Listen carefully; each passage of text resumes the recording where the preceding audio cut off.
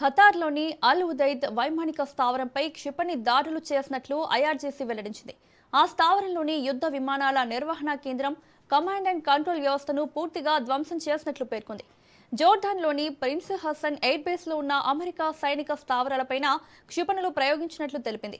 ఆ బేస్లోని command and control సెంటర్తో పాటు MQ-9 డ్రోన్లు ఉన్న హ్యాంగర్లను నాశనం చేశామది. అయితే ఘటనలపై అమెరికా, ఖతార్ అధికారుల నుంచి ఎటువంటి అధికారిక ప్రకటన రాలేదు. ఒమన్లోని దుఖ్ము ఓడరేవుపై ఇరాన్ భారీ దాడులు చేసింది. ఈ దాడుల్లో అమెరికా విమాన వాహక నౌకలు ఉపయోగించే లాజిస్టిక్స్ సహాయక కేంద్రాలు, ఇంధనం నింపే కేంద్రాలు ధ్వంసమయ్యాయి. అమెరికా బాంబు దాడులకు స్పందనగా ఒమన్పై మూడో దశ దాడులు ప్రారంభించినట్లు ఐఆర్జీసీ వెల్లడించింది. కాగా దుఖ్ము భారత్కు కీలకమైన ఓడరేవు. ఇక్కడి నుంచి పెద్ద ఎత్తున చమురు సరఫరా అవుతుంది. ఇక ఇదే అంశంపై చర్చించడానికి డిబేట్లో పాల్గొంటున్నారు ప్రొఫెసర్ మరియు విశ్లేషకులు మురళీ మనోహర్ గారు. నమస్తే సార్. నమస్తే అండి. నమస్తే సార్. పశ్చిమాసియాలో పరిస్థితులైతే చేజారిపోతున్నాయి. హార్ముజ్ జలసంధిని ఇరాన్ మూసివేస్తామని మరొకసారి ప్రకటించింది. ఈసారి గనక హార్ముజ్ జలసంధిని మూసివేస్తే ప్రపంచ మార్కెట్పై ఎలాంటి ప్రభావం చూపుతుంది? అవునమ్మా, మళ్ళా హర్ముజ్ జలసంధి పెద్ద వివాదంగా మారిపోయింది. అందరికీ తెలుసు, అది 20% ఆయిల్ అంతా కూడా ప్రపంచానికి అందాలంటే జలసంధి ఓపెన్ ఉండాలి. అలాంటిది ఇప్పుడు జలసంధి ఒక ఆయుధంగా మారిపోయింది ఇరాన్కు. ఇది ఈ రుచి చూయించింది కూడా మనం చెప్పొచ్చు, అది అమెరికా చేసినటువంటి పని. ఇరాన్కు గతంలో ఇటువంటి ఆలోచన ఎప్పుడు ఉండేది కాదు. ఇప్పుడు వేరే గత్యంతరం లేక ఇరాన్ కూడా ఏం చేస్తుందంటే అక్కడ ఈజీగా నౌకలను ఆపేసేయడము, అమెరికాపై ఒత్తిడి తీసుకురావడం ఇలాంటిది ప్రారంభించింది. అయితే యుద్ధంలో శాంతి చర్చల సందర్భంగా ఇరాన్ పెట్టినటువంటి డిమాండ్ ఏంటంటే ఇది మా ఆధీనంలోనే ఉండాలని ఒక డిమాండ్ కూడా పెట్టింది. అయితే శాంతి స్థాపన జరగనే లేదు. 14 డిమాండ్స్లో 14 అలాగే ఉన్నాయి. అయితే వచ్చిన సమస్య అంతా ఏంటి అంటే ఇప్పుడు మళ్ళా యుద్ధం ప్రారంభమైపోయింది. సో 1000 మిసైల్స్ తోనైనా ఇరాన్ కొట్టేస్తానని ఊగిపోతున్నాడు ట్రంప్. ఎందుకనంటే ట్రంప్నే చంపేస్తామని ఇరాన్ ప్లాన్ చేసింది అని చెప్పేసి ఇజ్రాయెల్ తమ యొక్క వీటితో ఏజెన్సీస్ చెప్పాయి అని ఏదో చెప్పాడు. దాంతో ట్రంప్ రెచ్చిపోయారు. ఇప్పుడు యుద్ధము కంటిన్యూ అవుతుందా, యుద్ధం ఆగుతుందా, ఈ యుద్ధం ఫుల్ ఫ్లెడ్జ్ జరుగుతుందా, లేదు ఇలాగే జరుగుతుందా, ఇలాంటి ఒక ఊగిసలాట ఉన్నటువంటి సందర్భంలో యుద్ధం అయితే ప్రారంభం అయిపోయాయి.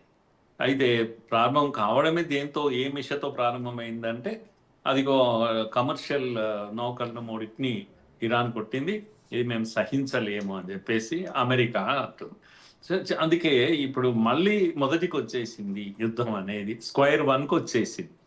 అయితే వెంకి చావు సుబ్బి పెళ్లికి వచ్చింది అని ఎట్లా అయితే సామెత మనం మాట్లాడతాము, అలా హర్ముజ్ జలసంధి ఆగిపోతే ఎన్నో దేశాలకు ఊపిరాడే అటువంటి పరిస్థితి తప్పకుండా ఏర్పడుతుంది. కనుక ఇప్పుడు మనకు కూడా ఆ సమస్య వచ్చేసింది. మనకు కూడా వెంటనే ఆయిల్ 60-65కు పడిపోయినటువంటి ఆయిల్ పర్ బ్యారెల్ ఇప్పుడు మళ్ళీ 75-76కి వచ్చేసింది. ఇంకా పెరుగుతుంది.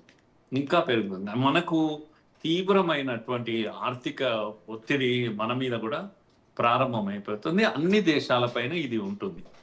అందుకే సమస్య ఇప్పుడు ఇరాన్ది కాదు, సమస్య అమెరికాది కాదు, సమస్య ప్రపంచానిది. ప్రపంచం అంతా కూడా ఆర్థిక సంక్షోభంలో పడిపోయే ప్రమాదం. అంతేకాదు, సప్లైస్ ఆగిపోతాయి, సప్లై చైన్స్ బ్రేక్ అయిపోతాయి. కనుక ఇప్పుడు కొత్తగా వచ్చిన వివాదంలో మనం చూడాల్సిన విషయం ఏంటంటే శాంతి చర్చలు జరిగిపోతున్నాయి అనే సమయంలో ఒక వార్త బయటకు వచ్చింది. ఏంటి అంటే ట్రంప్నే చంపేస్తుంది ఇరాన్, ప్లాన్ చేసింది పగడ్బందీగా. ఎవరికి చెప్పింది అంటే యుద్ధం ఆపే అసలే ఉద్దేశం లేని ఇజ్రాయెల్ ఈ వార్త పట్టుకొచ్చి ట్రంప్ చెవిలో ఊది. ట్రంప్ ఊగిపోతున్నాడు. అసలు సమస్య ట్రంప్తో ఉంది. అసలు నువ్వు యుద్ధం ఆపాలన్నా కంటిన్యూ చేయాలన్నా నువ్వు నిర్ణయించుకోవాలి. చంపేస్తామంటే అవును, అవకాశం వస్తే ఇరాన్ ఎప్పుడో చంపేది. మీరు ఖమైనీని చంపలేదా? మరి చంపినప్పుడు ఇరాన్ కూడా చంపుతుంది. అయితే చంపడం అంత ఈజీగా? యుఎస్ అధ్యక్షుడిని చంపేయడం ఇరాన్కు అంత సులభమా? ఒకవేళ అట్లా ప్లాన్ చేసింది అట్లా ఉంటే కనుక ఇజ్రాయెల్ మోసుకొచ్చిన ఈ ఈ స- ఈ ఈ యొక్క రహస్యమైన విషయాన్ని ట్రంప్ పట్టించుకోవడమేంది, దాంతో ఊగిపోవడమేంది, అదొక మిషన్ మాత్రమే. అదొక విషయం మాత్రమే. కనుక ఇజ్రాయిల్ మాత్రం తప్పకుండా ట్రంప్ ఎమోషన్స్ను బాగా అర్థం చేసుకున్నది. ఆయన ఎమోషన్స్ పైన గేమ్ ప్లే చేస్తుంది. ఇదంతా యుద్ధం ఎందుకు ఎవరి కొరకు కంటిన్యూ కావాలి అంటే ఇజ్రాయిల్ కొరకు కావాలి. ఇజ్రాయిల్కి ససేమిరా ఇష్టం లేదు యుద్ధం ఆపడం. మీరు చూడండి నిన్న కొట్టిన దాంట్లో ఆ, ఇక్కడ ఇరాన్ యొక్క స్థావరాల పైన బషేహర్ లాంటి ఆ, దీనిపైన పట్టణాలపైన ఆ, దాడులు జరిగాయి. అమెరికా అనేది మేము చేయలేదు అని ఇరాన్ చేసిన దాడుల గురించి చెప్తే అయ్యో ఇవి మేము చేయలేదే అని. మరి ఎవరు చేసింటారు? బహుశా గల్ఫ్ కంట్రీస్, ఖతారు లేకపోతే సౌదీ చేస్తాయా? బహుశా ఇజ్రాయిల్ చేసి ఉంటుంది. ఇజ్రాయిల్ ఇప్పుడు ఇరాన్ కొట్టడం ప్రారంభించింది. ఎందుకంటే ఇంకా అవకాశం రాదు మళ్ళీ ఇరాన్ను కొట్టడం. యుద్ధం ఆపేస్తే కష్టం అవుతుంది. ఇరాన్ బలహీనమైపోవాలి. అణ్వస్త్రాన్ని తయారు చేసే స్థితి ఇరాన్కు ఉండకూడదు. ఇప్పుడు కొడితే మళ్ళీ ఒక 20 ఏళ్ళు లేవకూడదు. ఎలా అయితే ఇరాక్ను కొట్టారో గతంలో, అలాగా ఇప్పుడు ఇరాన్ను నాశనం చేయాలి. చేస్తే కానీ ఇజ్రాయిల్కు నిద్ర రాదు. అందుకని మనం అర్థం చేసుకోవాల్సింది దీని వెనకాల ఏంటి అంటే శాంతి వైపు వెళ్దామని ఇరాన్కు ఉన్నప్పటికీ, అమెరికాకు ఉన్నప్పటికీ కూడా ఇజ్రాయెల్కు లేదు. కనుక అది పాకిస్తాన్లో శాంతి చర్చలు జరిగినా, స్విట్జర్లాండ్లో జరిగినా, రేపు ఫ్రాన్స్లో జరిగిన విషయం అక్కడ కాదు. విషయం అడ్రస్ చేయాల్సింది ఎవరిని? ఇజ్రాయిల్ని అడ్రస్ చేయాలి. చర్చల్లో ఎక్కడ కూడా ఇజ్రాయెల్ సమస్య, ఇజ్రాయెల్ లెబనాన్ పైన దాడి కంటిన్యూ చేస్తుంది. కనుక హిజ్బుల్లాలను వీళ్ళను ఖతం చేస్తూ ఉంది. ఆ విషయాన్ని ఇక్కడ వీళ్ళు అసలు ఇంకేం సంబంధం లేదన్నట్టు మాట్లాడుతున్నారు.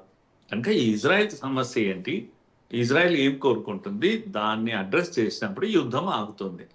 అందుకని అమెరికా ఏం చేస్తుంది అంటే పప్పెట్ లాగా ఇజ్రాయెల్ చేతిలో ఆపమన్నప్పుడు ఆగడము, కొట్టమన్నప్పుడు కొట్టడము. ఖమేనీని అమెరికా కొట్టిందా? కాదు. అమెరికా పేరు చెప్పి ఇజ్రాయెల్ కొట్టింది ఖమేనీని. సో ఇది ఈ యుద్ధంలో ఉన్నటువంటి కాంప్లికేషన్. ఇది ఏది ఏమైనప్పటికీ కూడా మళ్ళీ కష్టాలు వచ్చాయి ప్రపంచానికి, మళ్ళీ ఆర్థిక నష్టాలు కంటిన్యూ అవుతాయి అనేది నాకు అనిపిస్తున్న విషయం అమ్మ. అవును సార్. ఎప్పుడైనా కూడా కాల్పుల విరమణ జరిగిందే కానీ మొత్తానికైతే ఎప్పుడు కూడా క్లియర్ అవ్వలేదు, యుద్ధం అయితే ఆగలేదు. సో ఈ విధంగా హార్ముజ్ జలసంధిని మూసివేయడం అనేది అంతర్జాతీయ చట్టాల ఉల్లంఘన కాదంటారు సార్?